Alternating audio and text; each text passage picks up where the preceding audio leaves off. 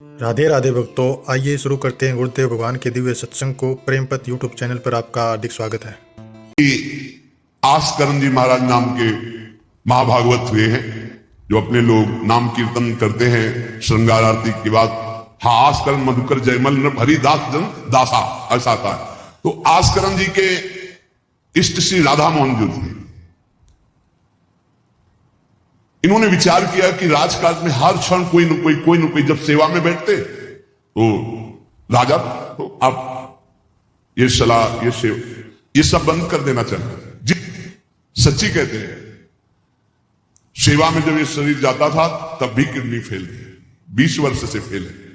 कभी गुरु कृपा से एक दिन का भी चूक नहीं हुई और कभी जानने नहीं दिया कि शरीर में कष्ट है।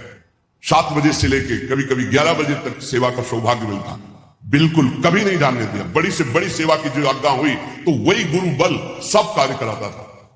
श्री आस्करण जी ने अपनी सेवा को सुरक्षित रखने के लिए, ये नरवरगढ़ के राजा है, राजा को बहुत से कार्य होते हैं। पता नहीं किस समय कौन सी राज की व्यवस्था के लिए आवश्यकता पड़ जाए, तो ठाकुर सेवा में एकाग्रता की बहुत आवश्यकता होती है। पत्रावली तो सिर्फ पत्रावली पे ध्यान है, इधर उधर नहीं तो पत्रावली बिगड़ जाएगी, वो पत्रावली मांगी नहीं जाएगी आपकी। भोग लगा रहे हैं तो सिर्फ एक एक कवल पे ध्यान है आपका। बैठे हैं, प्यारे जो कैसे पा रहे हैं, हित सजनी जो कैसे पवा रहे हैं, प्यारे जो कौन सी पदार्थ की तरफ देख रहे हैं, लाडली जो कौन से पदार्थ की तरफ देख, पूरी भावना में उसे डूब। श्रृंगार तो श्रृंगार करना, स्नान तो स्नान, मतलब सेवा में पूरी तन्मयता आवश्यकता है। अगर तन्मयता नहीं तो फिर बिगड़ जाएगा। मनुष्यों में श्रेष्ठ आस्करण जी ये नरवरगढ़ के राजा थे। इनके ठाकुर का नाम राधा मोहन जी था। ये प्रेम पूर्वक उनकी सेवा में कोई विघ्न न हो, इसलिए 10 घड़ी तक का कठोर आदेश दे दिया था। 24 मिनट की एक घड़ी होती है, तो 10 घड़ी कितने हुई? 4 घंटे। 4 घंटे तक कोई भी अगर सूचना देने आया तो दंड प्राप्त करे, वो दंड उसको मिलेगा।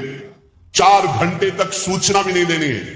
जिस समय वो राधा मोहन जी की सेवा में गए तो द्वारपाल खड़े हो जाते थे, कोई भी अंदर प्रवेश नहीं करेगा। किसी भी तरह की कोई विपत्ति आ जाए, आग लग जाए, फिर भी सूचना नहीं देनी है 4 घंटे सेवा में। इसलिए उन्होंने कठोर नियम लगा रखा था, 4 घंटे तक कोई सूचना भी नहीं देगा। और आप मंदिर में राधा मोहन जी को 4 घंटे स्नान कराना, श्रृंगार कराना, आरती करना, फिर आरती करके भोग आदि सब करके फिर दंडवत करना। दंडवत के बाद जब प्रसाद करनामृत लेकर उठते तब कोई बात हो तो बता सकते हो। भी बात जब श्री जी की चीख डालकर बाहर निकले, उस समय द्वार पर चौकीदार बहुत सावधानी से कोई भीतर न जाने पाए। देखो, महापुरुषों से हमको शिक्षा मिलती कि हम कैसे ठाकुर सेवा करें। ठाकुर जुगल किशोर हमारे, इनकी सेवा हम कैसे करते हैं। आप 4 घंटे एकाग्रचित होकर केवल सेवा में ही डूबे, बड़ा सुख मिलता है। जब अपने श्री जी सौभाग्य दिए थे सेवा करने का, तो जैसा श्रृंगार करने के बाद जब दर्पण दिखाते थे तो रोना आता था। अपने प्रभु को श्रृंगारित देखकर जो हृदय में सुख मिलता है, रोम रोम आनंदित हो जाते थे। कभी कभी 2-2 बजे दोपहर तक बैठे फिर भिक्षा मांगने जाते थे।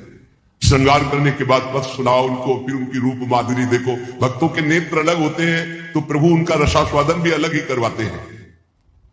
एक बार क्या हुआ, आवश्यक कार्य से नरवरगढ़ में दिल्ली के बादशाह का आगमन हो गया। बादशाह जो सैकड़ों राजाओं के ऊपर होता था, और ये नरवरगढ़ के राजा थे। उसने आज्ञा करी, जाओ आस्करण जी को हमारे सामने जल्दी लिवा करके लाओ। और आस्करण जी का नियम था, राधा मोहन जी के मंदिर में गए तो सख्त आदेश, कोई सूचना नहीं पहुंचाएगा। सब आस्करण जी के जो रक्षक थे उन्होंने मना कर दिया, नहीं महाराज, ये आपकी सूचना भी नहीं पहुंच सकती, 4 घंटे आ ही नहीं सकते आस्करण जी।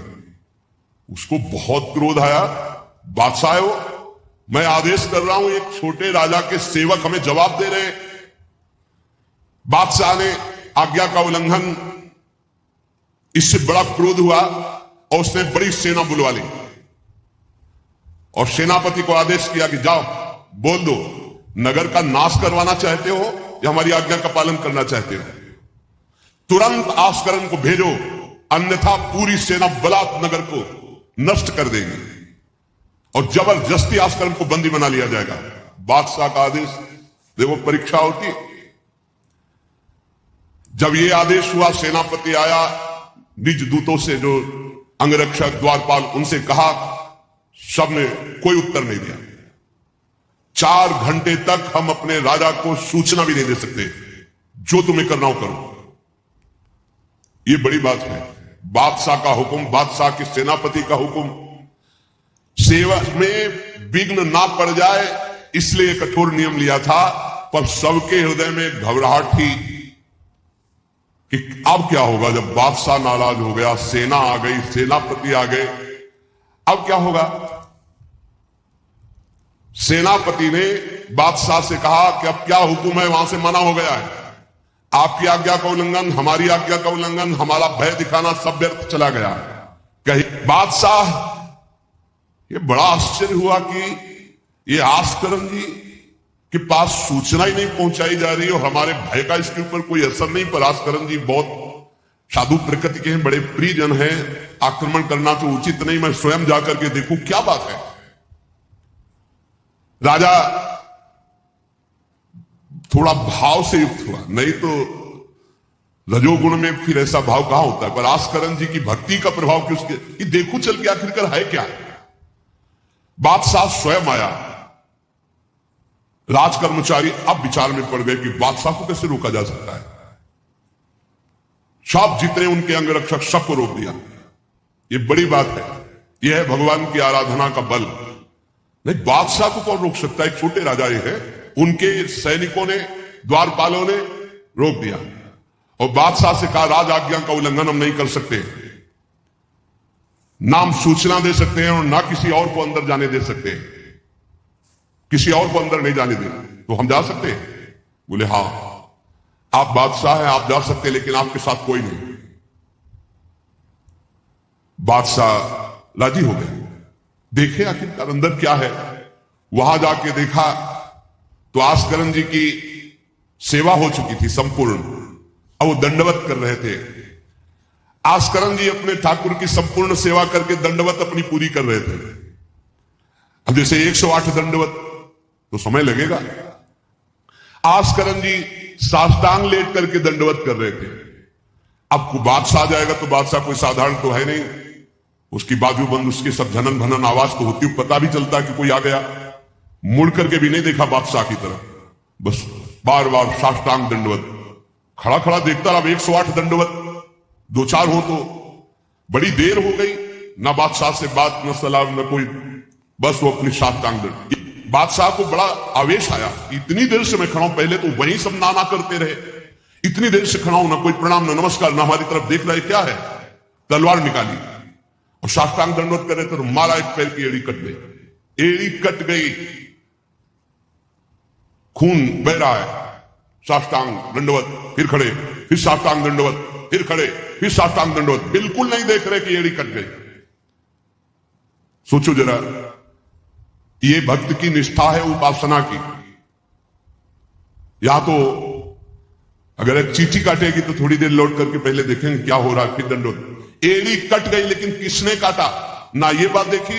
एड़ी कटना कोई साधारण बात समझते हो, तलवार से पूरी एड़ी काट दी, कोई दुख नहीं, रक्तस्राव हो रहा है।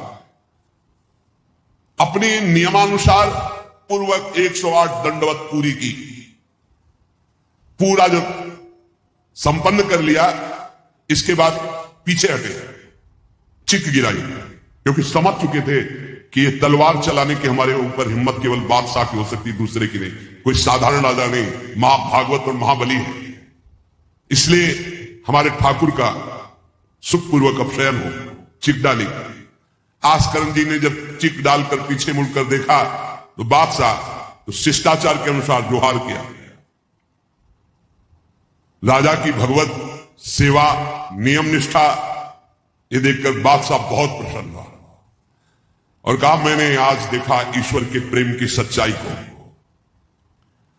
तुम्हारे में थोड़ा भी बनावटीपना नहीं, थोड़ी भी शिथिलता नहीं, तुम अपनी निष्ठा के धैर्यवान वीर हो। बादशाह ने आस्करण जी से भगवत प्रेम संबंधी कुछ चर्चाएं की और विचार अपने प्रकट किए कि आज मैं बहुत खुश और सौभाग्यशाली हूं कि तुम्हारे जैसा राजा मेरा जन है। बड़ा हृदय रस में डूब गया बादशाह। ये है देखो सच्चाई भक्ति की। नहीं बादशाह के हुक्म को टाल देना, सेनापति की आज्ञा का उल्लंघन कर देना, बादशाह आया है साष्टांग दंडवत, कोई उसका आदर ना करना, ये सब भारी अपराधों में आता है। नहीं बादशाह आया और फिर दंडवत हो सके, नहीं पहले उससे बातचीत होगी, बाद में दंडवत होगी। नहीं अपनी निष्ठा के आगे में एड़ी काट दी गई, फिर भी नहीं रुके। अब आस्करन जी सदैव अपनी भगवत निष्ठा भगवत सेवा में मगन रहते। राजा बहुत प्रसन्न होकर के कहा कि जिस कार्य के लिए हम आए थे अब उस कार्य की जरूरत नहीं है, और अपनी जेब से अपनी रुमाल निकालकर अपने हाथों से उनके चरणों की एड़ी में बांधा और कहा तुरंत चलिए राजवैद्य के द्वारा इसे, और आज से हमारी तरफ से आपके ठाकुर की सेवा सुख संविधान चलेंगे। हम विशेष विशेष प्रकार की आपकी ठाकुर सेवा में सहयोग करें। आस्करन जी का भगवत कृपा है, सब भगवत कृपा है, सेवा यथार्थ रूप से चल रही है। नियम की सच्चाई और हृदय में कोई छल कपट नहीं, रोष नहीं, ये भगवान के भक्त में विशेष लक्षण होते हैं। भगवान के भक्त में छल कपट नहीं और अपराध करने वाले पर भी रोष नहीं। उमा संत कई यही बड़ाई, मंद करत जो करे भलाई। अगर सच्ची आराधना सच्चा प्रेम तो सबको बदलना पड़ेगा। बादशाह का भाव बदल गया, जो आवेश में था क्रोध में था। सच्चाई से अगर थोड़ी भी ठाकुर सेवा की जाए तो माया पर विजय प्राप्त की जा सकती है।